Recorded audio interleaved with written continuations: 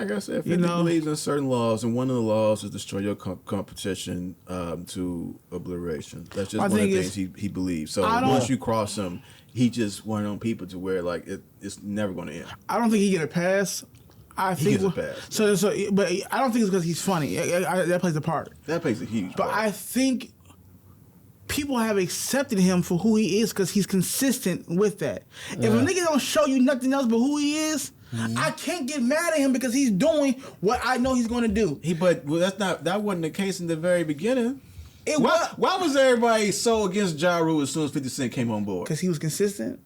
He only been in the fucking game for a year at that point. We talking about the very beginning. At the very beginning, why did everybody all of a sudden just go against Ja Rule when 50 Cent came on board? I think it was this. The streets was telling the backstory of it, so that helped. No, and streets only was telling part of this backstory. But what I'm saying, but it was mumblings. So that started getting back. So people started seeing that, and then he comes. At the time, Ja Rule is the biggest artist right now. He comes directly at this dude, and you try to video call Wankster. Right. You get Lil 50 to hold a doll with a fucking guitar chain on it. Put that dumb shit down. Wow. Like, he fucking look him entertaining. That's what I'm saying. Like, he's definitely entertaining. Like you can't. Like most people. Like I said, I talked about this before. Like we let him get away with that singing shit. Yeah.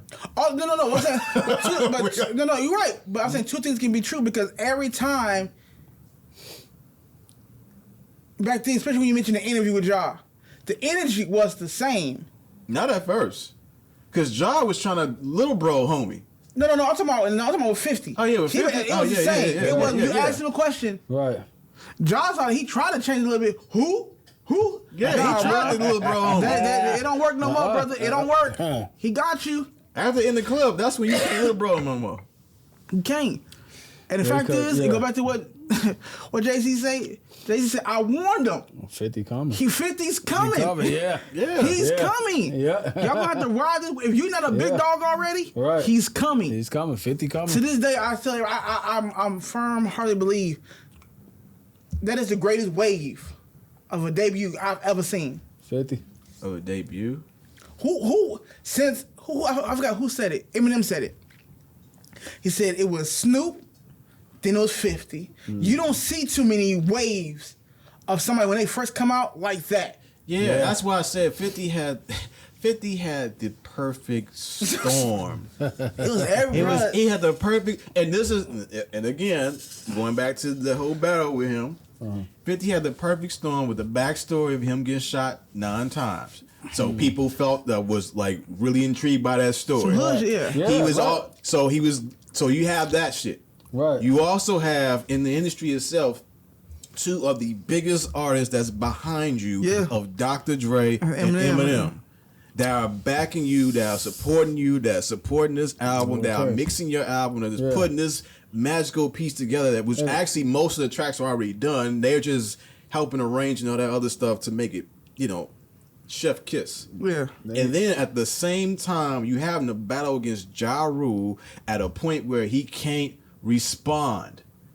I'm not saying that Ja would have made a difference, but it'd have made a difference if he could have actually made it like a huge difference. But he'd have made a difference if he could actually respond during that time. But the only thing we got was that one freestyle when he mentioned Eminem's Dorla Haley. Yeah. Other than that, he couldn't respond because of the fan shit.